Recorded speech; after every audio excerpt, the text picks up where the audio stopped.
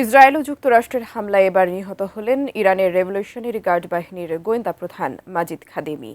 এছাড়া তেহরানে গত 2 দিনে মারা গেছে শিশুসহ 34 জন।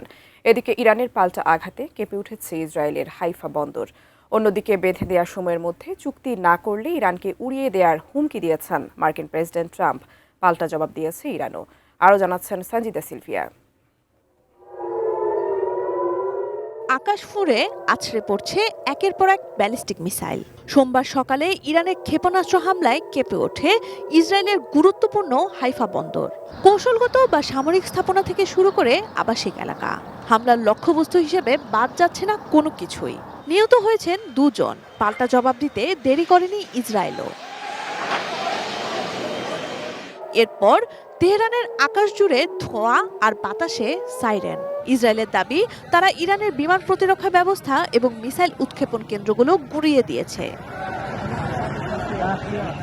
এদিকে মার্কিন প্রেসিডেন্ট ডোনাল্ড ট্রাম্প রোববার ট্রুথ সোশ্যালে একটি গালিগালাজপূর্ণ পোস্টে লিখেছেন, ইরান যদি মঙ্গলবারের মধ্যে হরমুজ প্রণালী খুলে না দেয়, তবে দেশটির জ্বালানি অবকাঠামো ও বিদ্যুৎ কেন্দ্রগুলো মাটির সঙ্গে মিশিয়ে দেয়া হবে।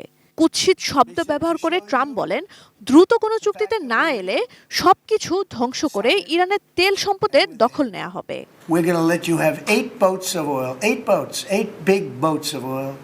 জবাবে তেহরান জানায়, বেসামরিক লক্ষ্যবস্তুতে আবার হামলা চালালে ইরানের পরবর্তী জবাব হবে অনেক বেশি বিধ্বংসী ও বিস্তৃত।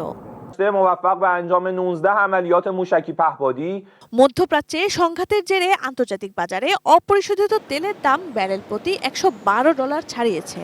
হরমুজ প্রণালী বন্ধ থাকায় বিশ্ববাজারে তেলের সরবরাহের প্রায় 1/4 বন্ধ। সংঘাত বন্ধে 45 দিনের যুদ্ধবিরতির শর্ত নিয়ে আলোচনা করছে মধ্যস্থতাকারী দেশগুলো। বিশেষজ্ঞরা বলছেন, যুদ্ধের গতিপথ পরিবর্তন হতে পারে মঙ্গলবার আলটিমেটাম শেষ হওয়ার পর। যুক্তরাষ্ট্র সরাসরি ইরানের জ্বালানি কেন্দ্রে হামলা করলে বিশ্বের জন্য এটি মহা বিপর্যয় ডেকে আনতে পারে বলে আশঙ্কা করছেন তারা। Sanjida Sylvia, desk report, ATN news.